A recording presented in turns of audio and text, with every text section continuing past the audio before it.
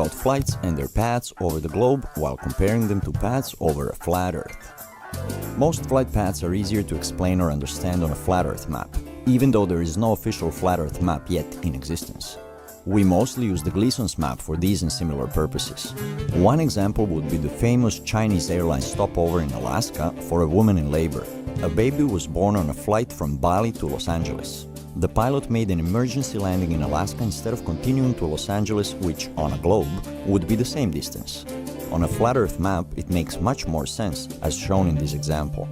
Then we have the connection between Sydney, Australia and Santiago, Chile. It is such a waste of time and fuel to fly from Santiago north over North America just to come down south again to reach Sydney, or the other way around. Ridiculous. They could cut the travel time by 2/3 if they could go straight across the Pacific Ocean, but as it shows here, it looks reasonable on a flat Earth map. Another example would be a flight from Cape Town in South Africa to Buenos Aires in Argentina. Look how absurd this flight path looks on a globe. One would imagine that there are not enough passengers, so they pick more on the way, but these routes would definitely not be profitable either way. They don't even have a direct flight between these two cities. But on a flat Earth map, it looks much more logical. Mavus tried moving South America a bit and got results which would explain much of this. Here is how he did it.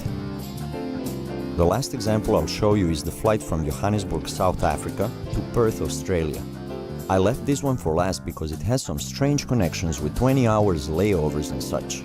Plus, it is known that the airplanes flown in the southern routes are modified versions in several ways. So those could fly at higher speeds, higher altitudes, with less atmospheric resistance, plus the maps are incorrect, so the flight paths might be different completely and much easier to understand on a correct map.